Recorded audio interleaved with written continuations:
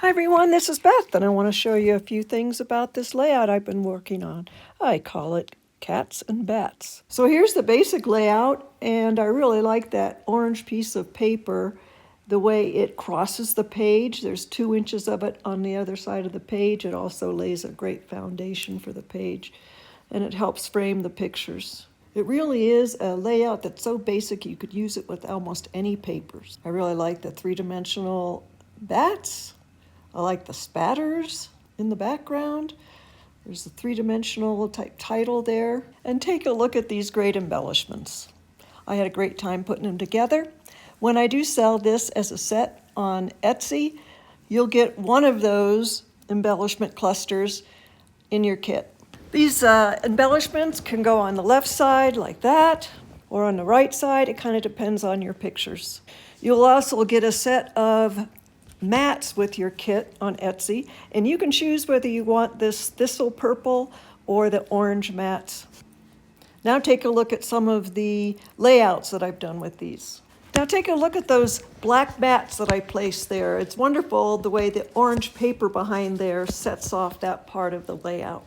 And here I go, speeding this up a little bit so you can see some of the decision process I go through when I'm trying to lay out pictures, but I'm trying to find a lot of different options for you so that you can fit the number of pictures that you want to on the layout.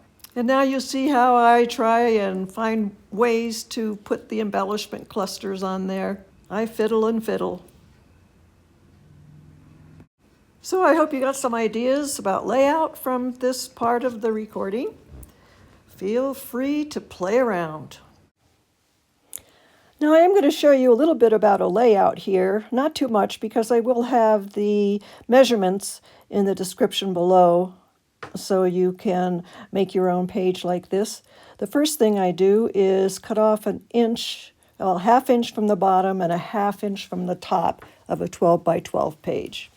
Now I'm going to take it and cut it at the 2-inch mark so that it can cross the center. So you cut it, and you have to work with it so you get it right. I'm a little confused here, but it works out. And after we get this done, we can go ahead and put the spatters on the page, or splatters, whatever they are. Notice that on this layout, I put the orange piece of paper down before I did the sprinkles. You can see that I used a number of things when I spritz and spray.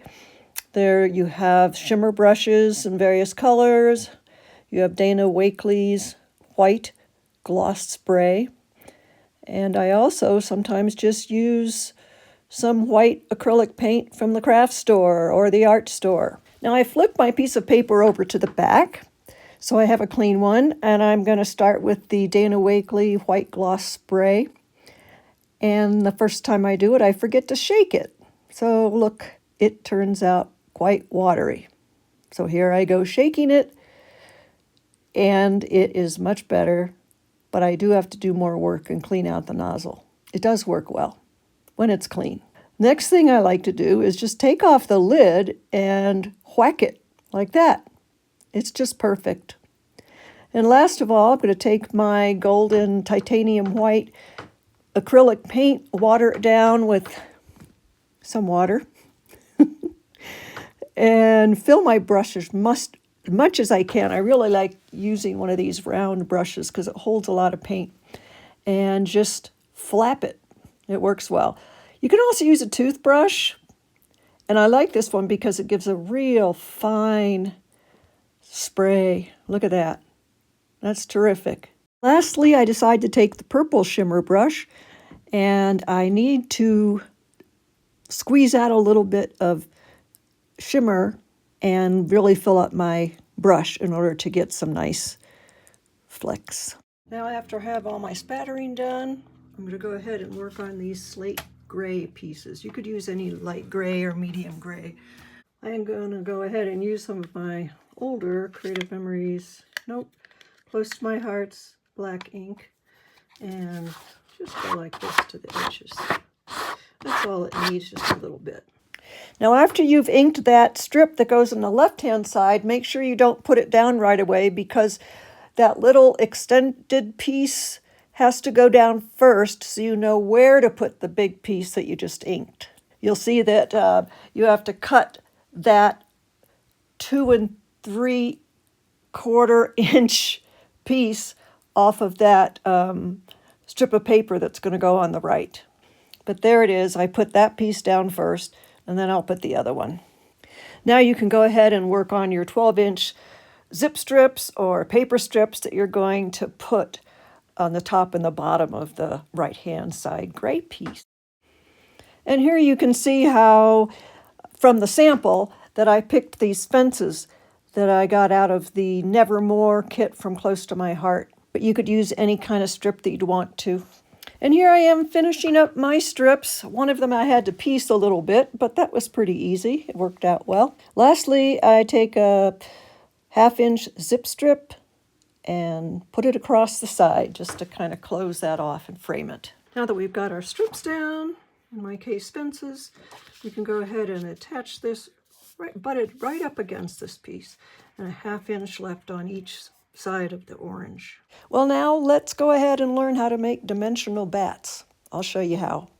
It does really work just to take some of your bats, and I have a lot of them, and just put them down flat. But if you do want to put dimension on them, I use sometimes a pencil with retracted lead. Sometimes I use a scoring tool.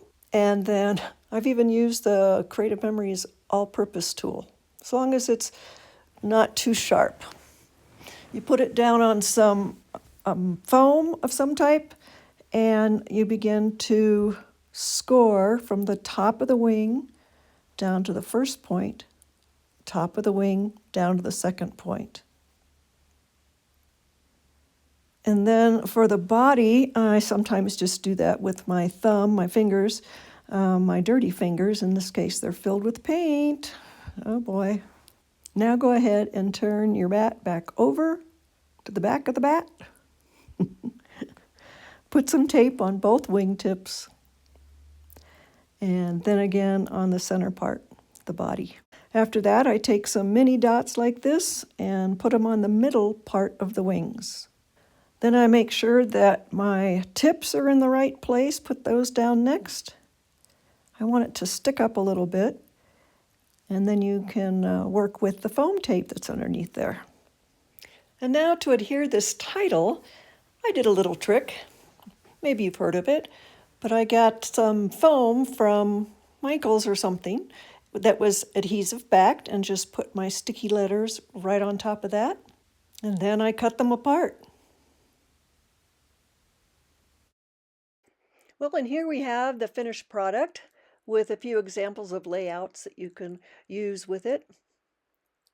And look at that neat little embellishment. Now I've done a few other layouts using the same collection of Halloween stuff, so they all coordinate. Here's one that I call Boo. And I have another one called Eek. This one's cool too and has a neat embellishment as well. You know, when I'm making all of these layouts, I'm doing it for my own scrapbooking, but if I have extra supplies, I make extras of them. These are available in my Etsy shop if you'd like to purchase some of these already made for you. So check it out. I'll leave as many links as I can figure out in my description.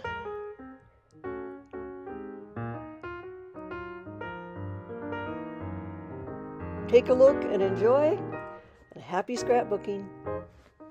Bye now.